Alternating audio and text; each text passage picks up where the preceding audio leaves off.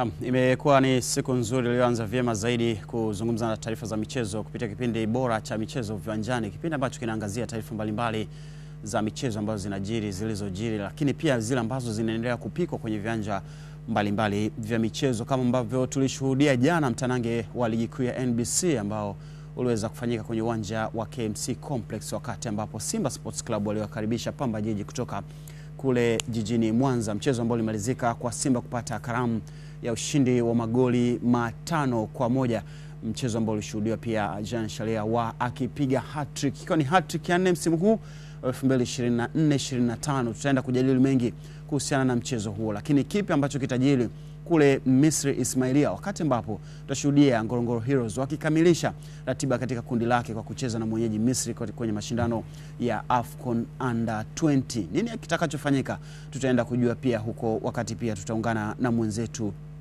Gift Alex Macha ambaye yuko Ismailia Misri kuweza kuzungumza naye maandalizi ya mwisho kabla timu hiyo haijaweza kukutana na mwenyeji Misri. Lakini kuna mengine mengi ya kuzungumza, ikiwepo mbio za wafungaji bora ligi kuu ya NBC. Nini ambacho kinajiri wakati Jean Shalia wa akiwa ameongeza magoli 3 jana kwenye mchezo dhidi ya Pamba Jiji. Kwa hayo na mengine mengi tutakuwa tukizungumza hapa viwanjani mpaka pale itakapofika majira ya saa 6 kamili za mchana, ambapo itakuwa ni tamati ya matangazo haya kwa siku hii leo. Ni kipindi ambacho nakipata kwa takriban dakika 180 kuanzia Jumatatu, Jumanne, Jumatano, Alhamisi na Ijumaa, kipindi ambacho ni baba wa vipindi vyote vya michezo nchini Tanzania, kwa maana kinazungumza kila kitu kinachohusiana na michezo. Mbali na hapo, ni kujuze tu kwamba unaweza ukaendelea kukiwasha kisimbuzi chako ili uweze kupata burudani mbalimbali kutoka Azam TV. Kama kisimbuzi chako kilizima ama unamfahamu mtu ambaye kisimbuzi chake kimezima, basi nenda mwambie akiwashe. Lakini pia kama hakina betri, mwambie akiweke betri ili mambo yaweze kwenda, kwa sababu Mei 11 tunaenda kushuhudia El Clasico, wakati ambapo Barcelona itakuwa ikicheza dhidi ya Real Madrid. Nini kitakachojiri wakati Hans Flick pamoja na kocha ambaye sasa hivi bado mambo hayajawa mazuri kwake, kwa maana ya Don Carlo Ancelotti, tutaenda kushuhudia mtanange huo saa 11:15 Mei 11. Tutaenda kutazama mchezo ambao utakuwa live kupitia Azam, channel ya Azam Sports 3 HD, lakini pia ukitanguliwa na mambo mbalimbali ambayo yatakuwepo hapa kwa maana ya uchambuzi. Katika hayo na mengine mengi tutaenda kujua nini kitakachojiri siku hiyo. Viwanjani ya leo itakukutanisha na Rashid Hamis the Heavyweight Pandit, mchambuzi ambaye atakuwa anatupatia usaidizi kwenye mambo yatakayokuwa yanahusu kila ambacho tunakizungumza, lakini bila kumsahau Michael Johnson Nguli, mtu wa Mwezini aka mzee wa nyama nyingi. Shwari. Fresh kabisa. Mambo yanaenda? Mambo yanaenda ndugu yangu. Mko poa? Poa. Rashid, nipe 5. Unaendeleaje? Michael yuko mbali. Ningempa 5 ila itafika kwa Bluetooth. Kwa Bluetooth inafika. Itafika Kiganga. Rashid Hamis vipi? Kama habari za moshi mweupe. Yes, jana Umefurahi hujafurahi? Hata nikifurahi nisipofurahi imefanyika, na ni utaratibu wa kanisa Katoliki. Kama unahusuda hivi kufanya hivyo? Hapana. Ni kitu ambacho kilikuwa kinasubiriwa kwa hamu. Sasa wewe unakuwaje hujafurahi? Na zaidi ya sijakwambia kama nimefurahi au sifurahi. Umesema umefurahi hujafurahi? Nimekwambia. Maana kama uko katikati, sasa kama uko katikati, hata kama ningefurahi, hata kama ningefurahi bado jambo lingefanyika. Kwa hiyo kuna mambo mengine inabidi tu yaache yaende. Jambo limemalizika jana na tumeshuhudia Papa wa 267 akipatikana baada ya kikao cha siri, inaitwa vikao vya siri vya kumpata Papa mpya, conclave wenyewe wanaviita. Takriban siku moja na imetumika kuweza kumpata kumpata Papa mpya. Kwa maana hiyo walikuwa wakipiga kura, wanaona kura hazitoshi, hamna ambaye anafikia 2/3 ama 2/3 ya kura zote, inabidi tena wakutane. Kwa hiyo inaweza kupigwa kura asubuhi, mchana, jioni. Kama hazitoshi inabidi tena waendelee kupiga kura. Kwa hiyo jana kama zikitokea mfano hazitoshi na kwaje? Lazima, si ndio maana mnaoneshwa moshi mweusi kwamba bado mchakato wetu wa kumpata Papa haujafanikiwa. Kwa hiyo mnarudi tena kupiga kura. Kwa hiyo mtapiga kura mpaka pale atakapopatikana Papa mpya. Lakini hili lidhaniwa kwamba pengine ingeenda mpaka Ijumaa, yani siku ya leo, kwamba mapema sana leo pengine ndo angepatikana. Lakini kwa nini? Ilidhaniwa. Ndio kwa nini ilidhaniwa? Kwa nini ilidhaniwa hivyo? Sababu za kudhaniwa. Pengine ushindani ulikuwa ni mkubwa sana. Kwa hiyo wenyewe jana wamemaliza hicho kikao, takriban makardinali 133 ambao walikaa kuweza kumchagua Robert Francis Prisvot ambaye anakuwa ni papa wa 267. Sasa amechukua kijiti cha Papa Francis, lakini yeye atatambulika kama Papa Leo wa 14, jina ambalo amechagua kwamba mimi nitaitwa Leo wa 14, kwa alikuwepo wa 13, kwa hiyo yeye amekuja wa 14. Ni miongoni mwa majina ambayo pia yametumiwa sana na mapapa. John, yani kwa maana jina la John, jina la Paul, jina la Gregory, jina la Leo ni miongoni mwa majina ambayo yametumiwa mara nyingi sana na mapapa. Kwa hiyo papa ambaye anaingia huwa anaangalia kwamba okay, mimi uongozi wangu ama sera zangu zitafanana na mtangulizi wangu ama aliyekuwa mtumishi katika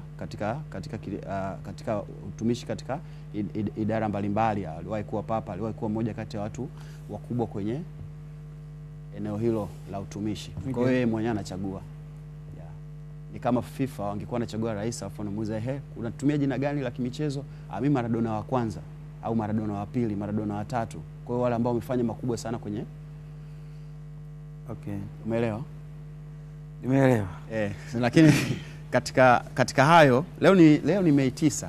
Mei 9 ni moja kati ya siku kubwa sana pale nchini Urusi. Ni siku ambapo Warusi wenyewe wanaadhimisha miaka kadhaa tangu waweze uhuru au kuwavurumusha Ujerumani ya Wanazi kwenye vita ya pili ya dunia. Kwa leo Moscow, Red Square Moscow, kuna paredi moja kubwa sana miongoni mwa paredi makubwa sana ya kijeshi yanafanyika pale Urusi, ikiwa inasherehekea ndio hiyo Urusi ya Wanazi ambayo Ujerumani ya Wanazi ambayo hivi sio ambayo iliweza kushindwa vita. Kwa hiyo tarehe kama leo usiku wa kuamkia Mei 9 mwaka 1945 Wanazi waliweza kukubali kusaini hati ya kujisalimisha baada ya jeshi jekundu ama Red Army la Warusi kufanya vitu vya hatari sana kwenye vita hiyo ambavyo watu hawakutegemea kama inaweza ikawa hivyo. Lakini inasemekana kwamba ni miongoni mwa magwaride makubwa sana ya kijeshi ambayo yanafanyika. Kwa mfano 1940 ndilo gwaride ambalo mpaka leo linashikilia rekodi ya kuhusisha maaskari wengi. Takriban maaskari 40 walishiriki kwenye gwaride hilo na magari kama 1800 hivi. Kwa hiyo ilikuwa ni gwaride kubwa sana la kijeshi kusherehekea ushindi huo. Kwa hiyo inaitwa Victory Day ama siku ya ushindi ambayo Urusi inaikumbuka. Wakati Zelensky alisema kwamba pengine anaweza ka surprise lile eneo kwenye gwaride leo. Wakamwambia hebu jaribu tuone. Maana kuna viongozi wakubwa ambao wanakuwa wanashiriki pale. Kwa mfano rais wa China Xi Jinping yuko Moscow akishiriki hilo tukio na watu wengine. Sasa kama kweli atajaribu kutia na nili pale sijui lakini hali niko hivyo. Hayo ni mambo mengine nje ya michezo, kwa maana ya mambo ambayo yanahusu siasa za dunia na mambo mengine kama ambavyo tumeshuhudia jinsi ambavyo jana tuliweza kumshuhudia papa wa 267 akipatikana. Lakini tuanze kuangalia kile ambacho kinajiri. Wakati papa akipatikana, Pamba Jiji walikuwa wamechoka sana jana baada ya kupigwa kipigo cha magoli 5-1 kwenye mchezo wa ligi kuu ya NBC ambao ulihusisha Pamba Jiji dhidi ya Simba.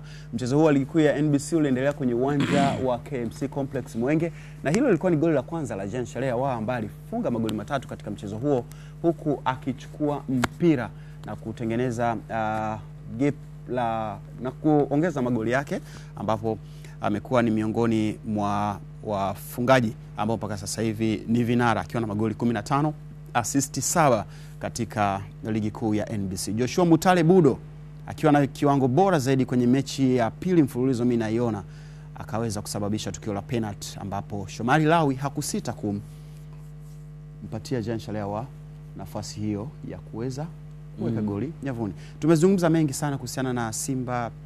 Tumezungumza mengi kuhusiana na kiwango cha Simba na mechi zake za viporo. Leo tuzungumze nini ambacho hatukuwahi kuzungumza kuhusiana na Simba kwa kile ambacho kimefanyika jana? Wewe ulikuwa unapenda tuzungumze. Ndio maana nimetoa nafasi wewe mchambuzi pamoja na Michael mchambuzi mwenzako. Leo tuzungumze nini? Top scorer. Michael, leo tuzungumze nini? Nafikiri namna ambavyo Simba wamefanikiwa kufanya rotation kwenye kikosi na wamefanikiwa mpaka sasa hivi kwa hizi mechi ambazo zilikuwa bado hazijachezwa kwa maana za viporo. Umeona sasa. namna ambavyo Simba wamefanikiwa kufanya rotation na akaweza kufanikiwa kupata ushindi katika hizi mechi za viporo, lakini bado akiendelea kutafuna viporo vingine ambavyo bado havijafikiwa. Tuanze kile ambacho Michael anakizungumza.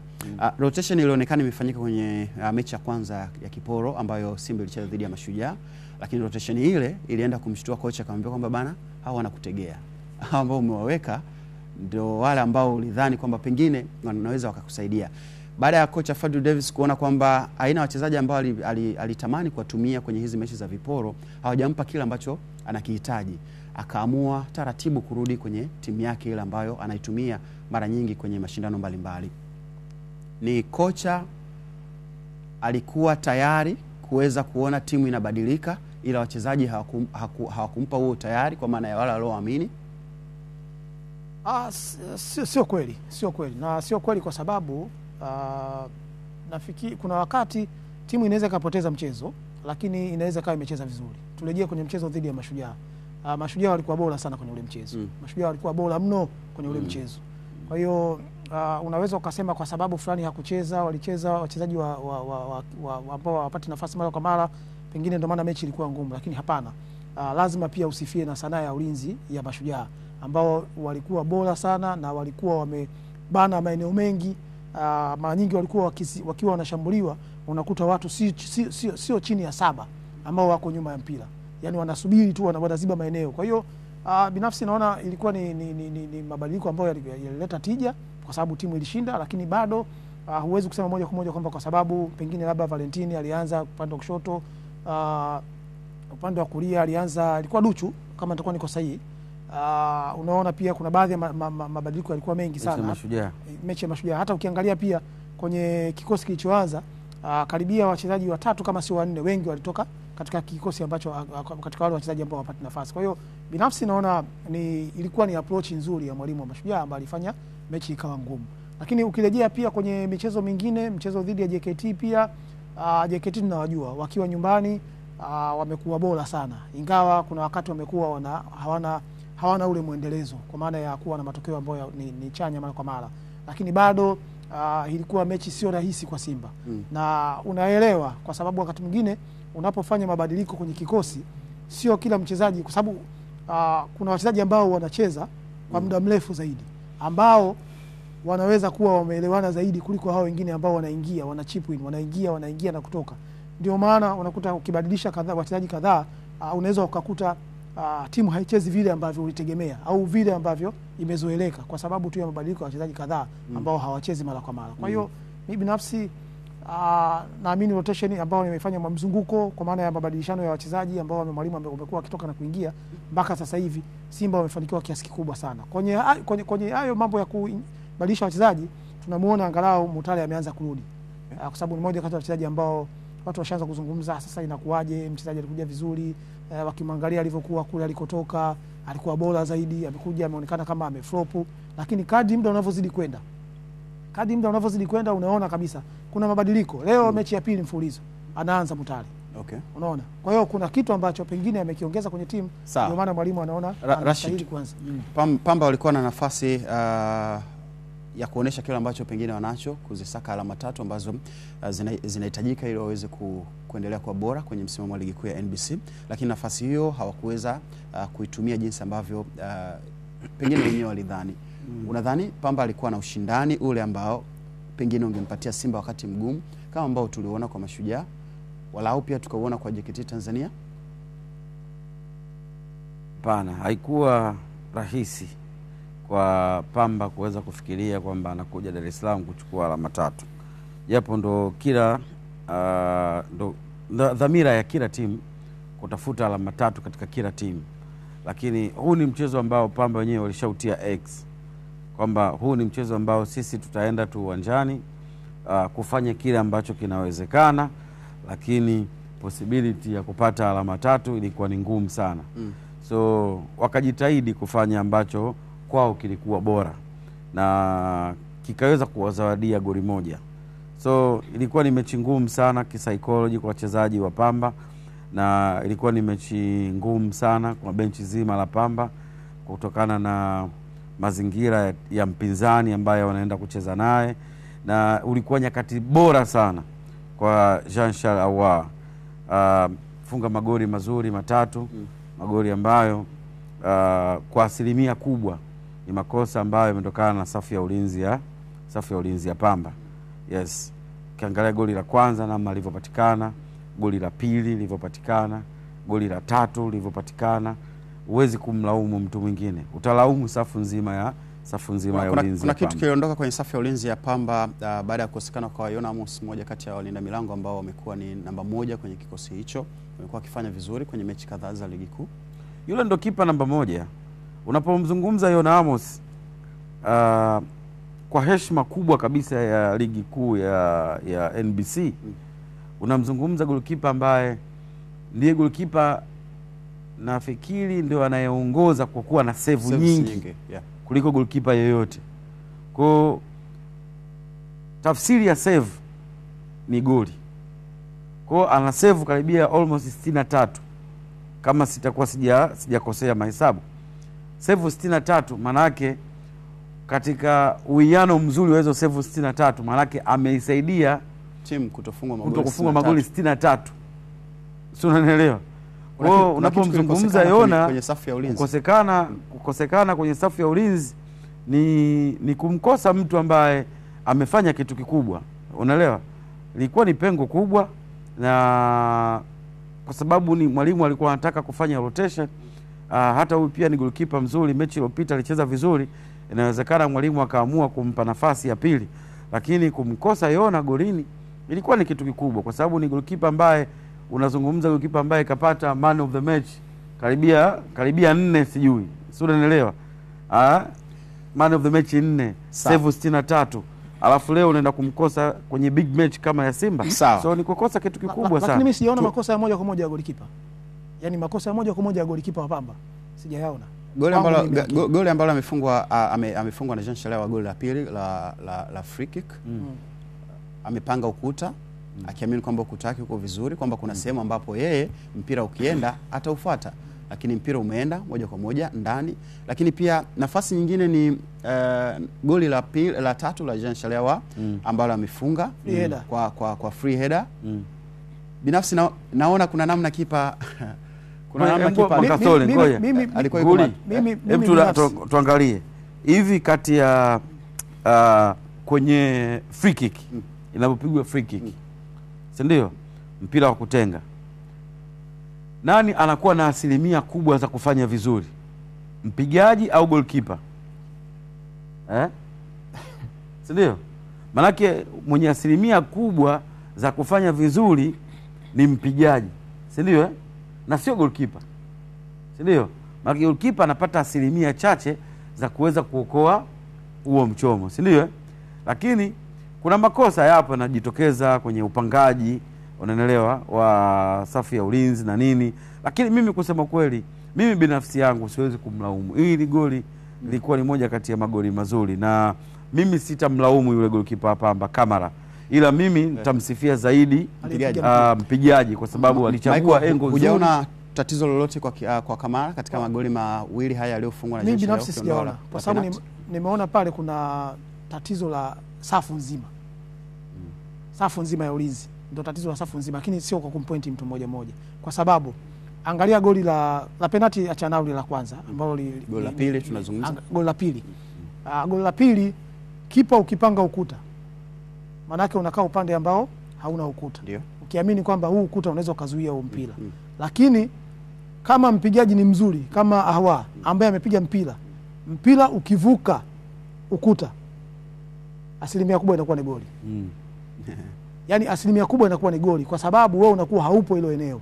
Na ukiangalia ule mpira ulivyopigwa hapa, si ndo nazungumza kwamba pengine kipa alipanga ukuta wake akamaliza, lakini hakuna sehemu yoyote ambayo yeye alienda. Aliamini kwamba mpigaji ataupeleka mpira eneo ambalo halina ukuta. Huwezi kujua mpigaji anaupeleka wapi mpira kabla. Basi lakini kipa inaonekana kujiandaa na tukio. Yaani pale kujua chochote kinachotokea kwenye hili tukio. Hapa lazima umsifie aliyepiga mpira. Yaani hapa lazima umsifie aliyepiga mpira. Umeona nini? Kwenye tukio nimeona nini? Inawezekana kipa amepanga ukuta wake jinsi ambavyo alihitaji. Lakini kipa hakujua nini kitafuata baada ya ukuta wake kupangwa. Kwa maana yeye alitegemea kwamba mpira pengine ungeenda eneo ambalo ukuta haupo. Mpira ukapelekwa kwenye eneo lenye ukuta, mpira ukavuka, kipa akabaki haelewi chochote. Umerudi kwenye pointi yangu ya msingi. Kipa anatakiwa kae upande ambao hauna ukuta, kwa sababu yeye ndo atakuwa mtu wa kuzuia katika upande huu. Ule amepanga ukuta. Na ndio maana ule mpira umepigwa kwenye ukuta. Ndio maana akasema mpira ukishavuka ukuta, asilimia kubwa inakuwa ni goli kama utakuwa na kipimo sahihi. Kama utakuwa hauna kipimo sahihi, maana yake ndo amepaisha mpaka juu. Sawa, kwa sababu ya muda leo tuna interview ya Hassan Dalali ambayo imefanywa na Timzo Karugia. Kwa hiyo punde tutaenda kusikia pia kile ambacho kimezungumzwa na Hassan Dalali, moja kati ya viongozi waandamizi sana wa klabu ya Simba Sports Club. Lakini tumezungumza kuhusiana na kiwango cha Mutale, moja kati ya wachezaji ambao sasa hivi ni kama amerudi kuonesha Simba kwamba pengine ilikuwa ni swala la muda, lakini amechukua muda mrefu Mutale mpaka kurudi. Kwenye vita ya ufungaji bora yupo Jean Shalewa kwa sasa hivi akiwa na magoli 15, asisti 7. Yupo Clement Mzize magoli 13 na asisti 3 ambazo anazo. Kwa maana ya mchango wa magoli wa Jean Shalewa ni takriban magoli 22, lakini kwa Mzize ni magoli takriban 16. Hii vita ya ufungaji bora tunaona ikienda kwa kiungo mshambuliaji msimu huu, ama washambuliaji wanaweza akachukua kiatu chao?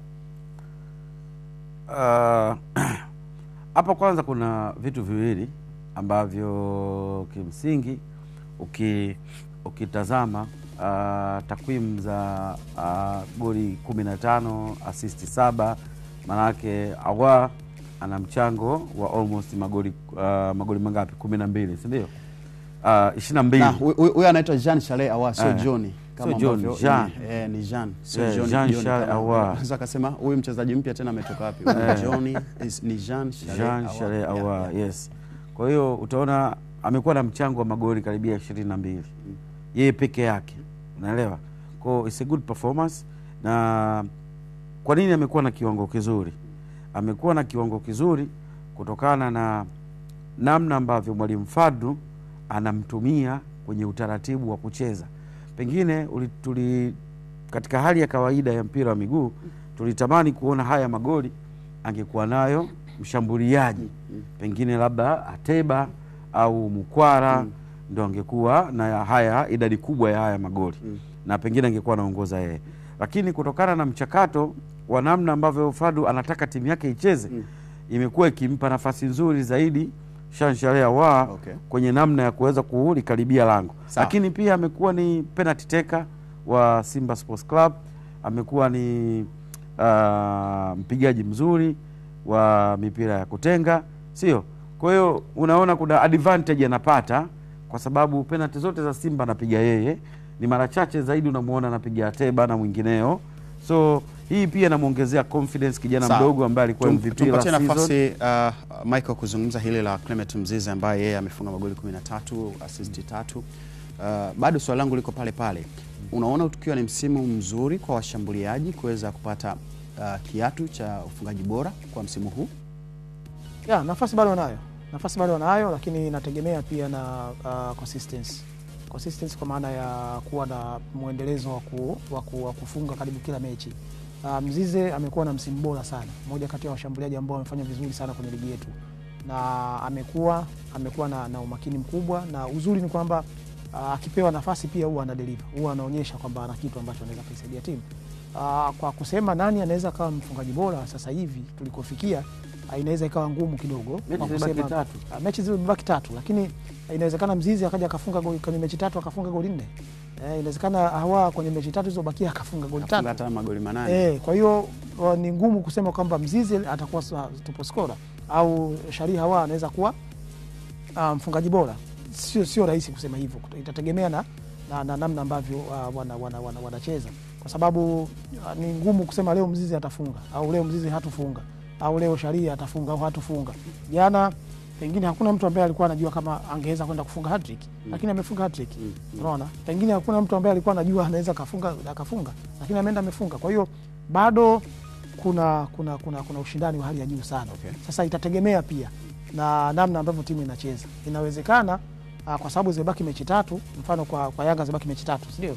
Inawezekana pia akatengenezewa mazingira ya kuendelea kuwa bora. Labda kama inatokea penalty mnampatia, labda kama inatokea faulo au natamani kumuona Mzize anakuwa top scorer. Kwa top scorer. Yani kwa maana ya kuamini kwamba natamani kuona Mtanzania ambaye anakuwa top scorer.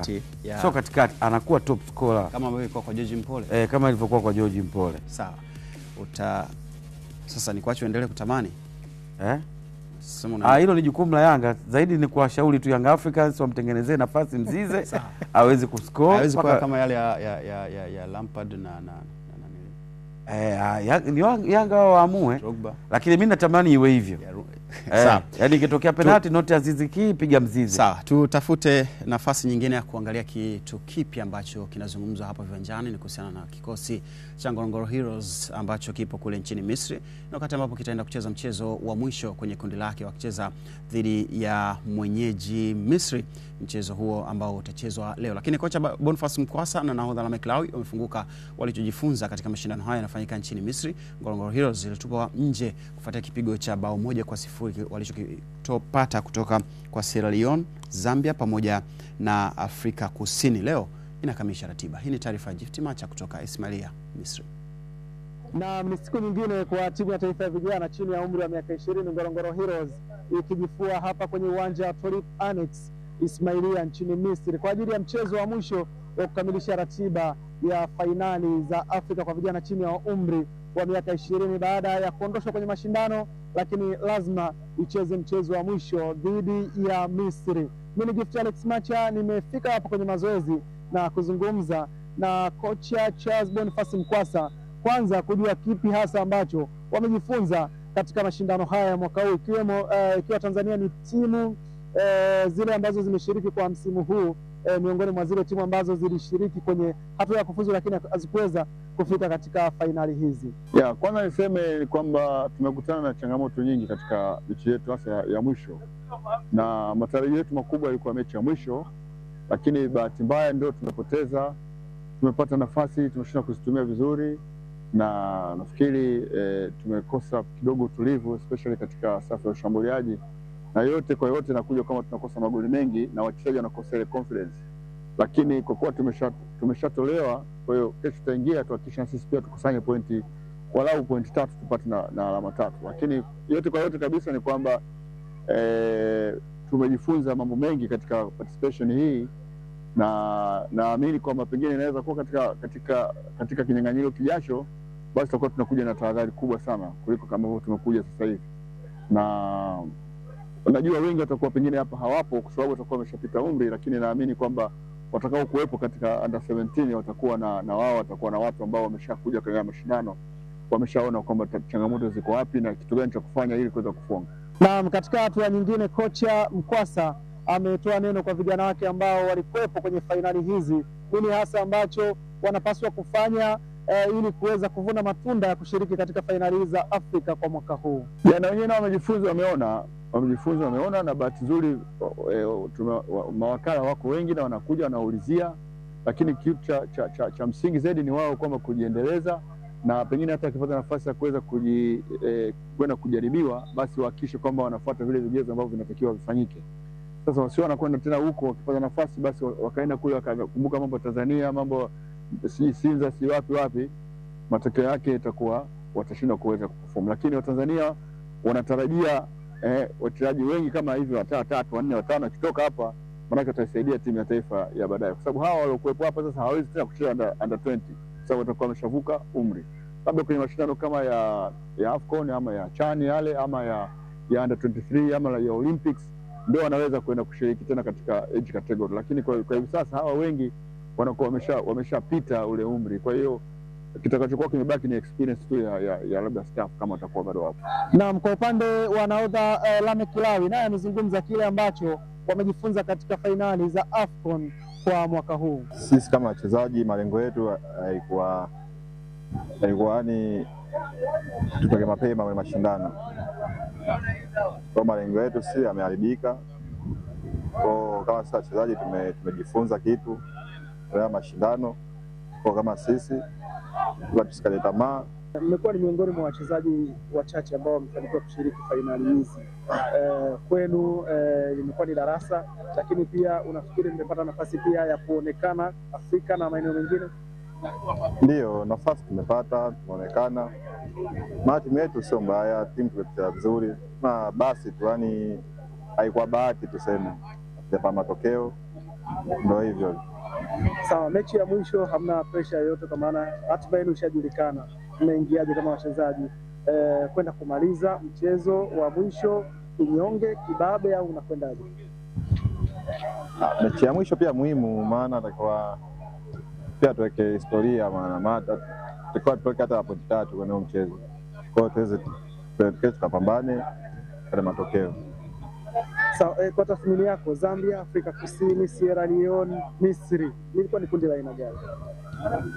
Kundi hili alikuwa gumu sana kivile, yaani sisi tu ndio hivyo, haikuwa bahati. Basi Mwenyezi Mungu pia apanga mpango yake pia. Ndio. Sawa, kwa kumalizia, mashindano yanaisha haya, lakini mpira unaendelea. Nini hasa ambacho mnachukua hapa kwa kusonga mbele? Sisi kama wachezaji hapa tumejifunza kitu, kwa tuseme rudi nyumbani tukapambane basi. Naam, Tanzania itamaliza mchezo wa mwisho dhidi ya Misri siku ya Ijumaa, ambapo utakuwa ni mchezo wa mwisho wa mashindano ili kuweza kutafuta pengine alama 3 za kuondokea katika mashindano haya. Isiwe ni kwamba imeshiriki na kuondoka patupu kabisa. Nini kitakwenda kutokea dakika 90 za mchezo wa mwisho zitakwenda kusema kitu, lakini nini hasa ambacho wamejifunza tumepata kuwasikia wahusika wakizungumza hapo awali. Mimi ni Gift Alex Macha, hii ni Ismailia Misri. Na asante sana Gift kutoka Ismailia, na hapa ni Tabata TOT Dar es Salaam. Wakati Gift anamuuliza Lameck Lawi kuhusiana na tathmini yake kwenye kundi, akamwambia kundi alikuwa gumu kivile, wakati hakuna hata alama moja ambayo wamechukua. Nadhani kuna namna tufundishe pia wachezaji wetu namna gani ya kuwasilisha maneno kwenye media, ndio? Yaani ufundishwe kuwasilisha ukweli. Yaani unafundishwa kuwasilisha hisia zako. Kundi alikuwa gumu kivile. Hizo ndio hisia zake. Yani unajua mimi nimemuelewa Mangasole. Mangasole anasema namna ya kuzungumza na media. Unatuambia kundi alikuwa gumu kivile kweli, na sema kundi alikuwa gumu sababu mambo yalienda. Mimi binafsi nilivyoona tu ile picture nikaona ile kundi ni gumu.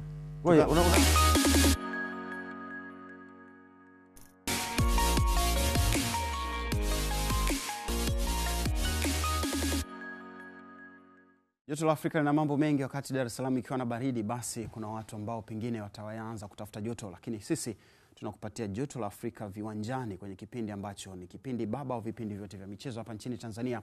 Kwa sasa naungana na mwanahisabati Galison Muro ambaye yuko hapa kwenye eneo letu ama kwenye studio za Azam TV tuweze kuzungumza kila ambacho kinajiri kwenye joto la Afrika, lakini bila kusahau the heavyweight pundit Rashid Hamisi naye yupo hapa kuzungumza hayo ambayo yanajiri kwenye joto la Afrika. Hali iko vipi hapo ulipo? Je, kuna baridi? Kama kuna baridi, basi viwanjani nakupa joto la Afrika. Galison Muro, karibu. Asante sana Mangasore. Shwari? Shwari, mimi nimependa tu kwamba wakati kuna baridi Dar es Salaam, sisi tunalipenda joto la Afrika. Sisi tunapenda joto la Afrika. Na Rashid ni mmoja kati ya watu wanaopenda joto. Sio sana. Sio sana. Ila joto tunalipenda. Sawa. Unajua kwa nini nimegusa kuhusiana na Ujerumani? Kwenye riadha. Hiyo riadha inahusisha mambo mengi. Kuna kutupa mkuki, tufe, hizo miruko. Miruko. Ile hivi refu. Sasa hiyo miruko mirefu, kuna dada anaitwa Malaika Mihambo. Ni Mjerumani mwenye asili ya Tanzania visiwani. Mihambo. Mihambo. Nimeshtuka sema jina si Milambo.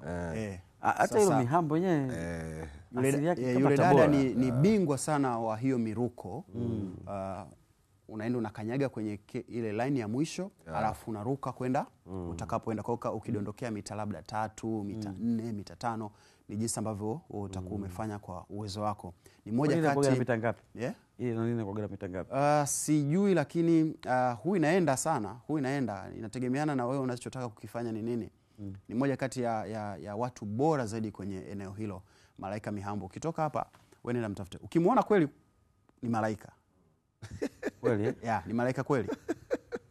kabisa. Tamtafuta. Ni malaika kweli. Wewe huwezi kumruka wewe. Yes, ana asili ya Tanzania lakini ni Mjerumani. Taifa lake ambalo limechagua kufanyia hizo shughuli ni Mjerumani. Na moja kati ya watu bora zaidi kwenye Olimpiki, kwenye mashindano mbalimbali ya kimataifa, anafanya vizuri sana. Kwa hiyo tunaweza tukasema tuna mmoja kati ya watu wazuri ambao wanafanya hivyo vitu mwenye asili ya Tanzania. Yes, nenda kumtafute Malaika Mihao. Nitamtafuta. Au kabla ya kipindi kumalizika, hujawahi kukosea. Kabla ya kipindi kumalizika nitakuonesha Malaika ni nani. Na producer ananiletea. Yes, nitamtafuta. Kama ambavyo ulitushawishi kuishabikia Royal Queens Toyo. Tausi Royal Queens. Mihambo tuko naye. Ni Malaika. Ni malaika kama jina kweli. Okay. Unaweza kwa mtu akaita malaika afu mzito. Malaika wewe utapaa kweli. Scout yuko say scout.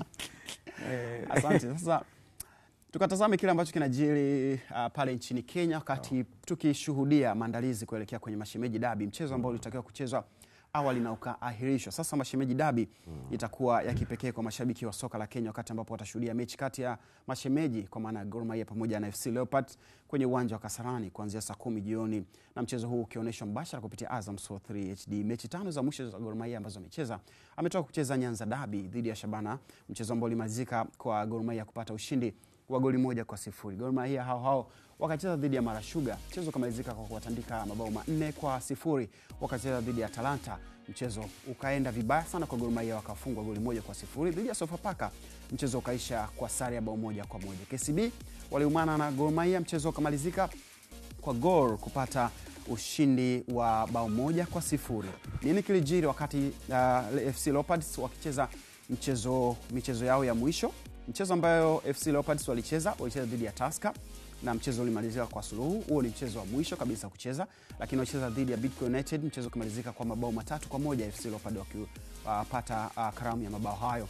Lakini mchezo dhidi ya Ulinzi Stars ulienda suluhu. Posta Rangers walitandika FC Leopards goli 1-0. FC Leopards dhidi ya Kakamega Homeboys, mchezo kumalizika kwa FC Leopards kutandikwa magoli 2-1 dhidi ya Kakamega. Kwa maana hiyo katika michezo ambayo wamecheza, FC Leopards imepata ushindi katika mchezo mmoja pekee dhidi ya Bidco United, wakitoa suluhu katika michezo miwili, wakifungwa michezo miwili. Lakini FC Leopards, Gor Mahia wenyewe wametoa sare katika mchezo mmoja, wameshinda katika michezo mitatu na wameshinda michezo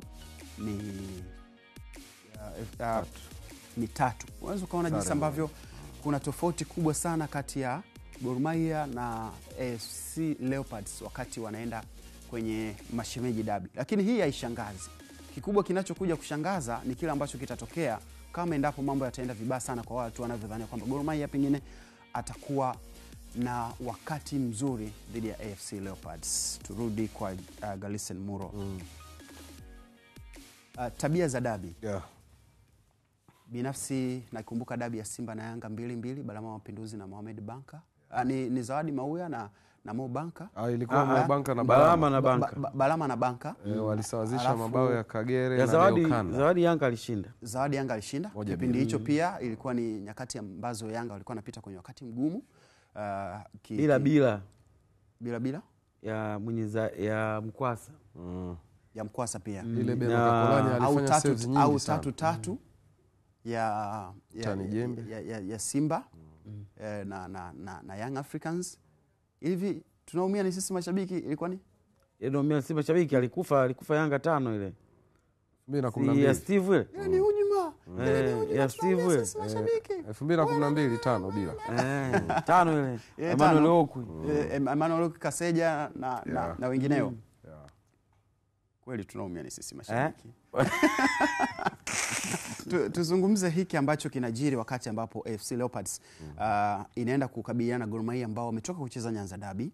Wameona pressure ya Nyanza Derby nje ya uwanja, hali ilivyokuwa, mashabiki kadhaa wakawa kwenye hali mbaya. Walicheza mchezo huo kwenye mazingira magumu ndani na nje. Wanarejea kucheza Kasarani dhidi ya FC Leopards, moja kati ya timu ambayo ukikutanisha na Gor Mahia hata leo usiku wamechoka, watasema tuna nguvu ya kucheza na Gor Mahia. Hivyo pia kwa Gor Mahia. Taswira gani unaiona kuelekea kwenye huu mchezo wa Mashemeji Derby? Nafikiri kile ambacho kimetokea kwenye mechi ya Shabana, nafikiri kinaweza kikawa mara mbili ya kile. Mara mbili kwa sababu moja tu. Leopard wanafahamu misimu kadhaa hapa sasa imepita, hawako katika nyakati zao za ubora. Iliitwa mashemeji dabi kwa sababu ukiachana na ule tunasema utani wa makabila yao na msuguano wa ushindani wa yale makabila makubwa ya pale Kenya, lakini AFC Leopard na Gor Mahia kwa nyakati fulani ziliwahi kuwa zote zina nguvu ya kifedha, ya uwekezaji, ushawishi kwenye mashabiki, lakini viongozi wakubwa wa kisiasa walizigawana zile timu. Lakini Leopards leo hii unaizungumza ni timu ambayo katika maisha yake sasa hivi ya ligi ya Kenya ina haso kuendelea kusalia tu na kubakisha heshima ya Kenya. Sasa kinachopeleka kuwa mchezo kuwa mgumu ni Leopard kuona anaweza asiondoke na kitu msimu huu kwenye ligi. Inawezekana mashindano ya ndani ya nchi yakawa yameshamu outplay muda mrefu sana. Kwa nini tunachokibakiza kama heshima dhidi ya Gor ambaye yeye kutoa ubingwa kwa nyakati za hivi karibuni sio kitu cha kuuliza sana. Tunabakia tuna heshima ya sisi tulimsimamisha kwenye dabi, tuliwahi kupata ushindi dhidi yao kwenye dabi. Kitu pekee ambacho wakati mwingine kwenye ule utani wa mashabiki wanaweza kuambia, kwa hiyo kombe lenu ni kutufunga sisi tu. Unaisikiaga hiyo kauli. Kwa hiyo nafikiri shughuli itaanzia hapo. Lakini kesi nyingine bado narudi pale pale kwenye uwekezaji wa media, especially Azam TV. Kuna kitu kinaendelea kuwa boosted taratibu, kama ambavyo sisi dabi yetu ya Kariakoo kuna wakati ilikuwa ni ya moto miaka nenda rudi, lakini kishaongezeka tu uwekezaji wa haki za matangazo ya televisheni. Unajua kuna kitu huwa kinaongezeka, manake level ya ufuatiliaji sio pale Kasarani tu, inakuwa ni ya nchi nzima. Tuita mechi ya kibiashara. Zamani ilikuwa ni rahisi tu kusema tutasikia tu kwenye redio kina Chazi Hilary wanaitangaza, ila kuna watu wanaoishuhudia pale pale Uhuru, uwanja wa Taifa zamani.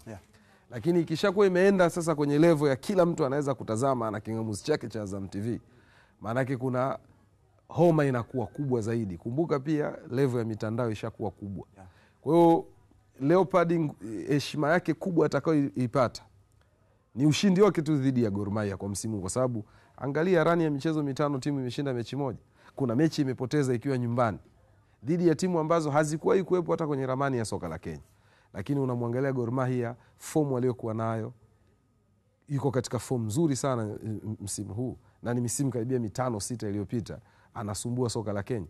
Tunazungumza level ya biashara ambayo imefika kwenye ligi ya Kenya baada ya uwekezaji huu ambao pia unachagizwa na Azam TV kuingia kule na kuweza kuona kuna kitu ambacho umma unataka uone kuhusiana na mpira wa Kenya na watu wameanza kuona kupitia ligi yake.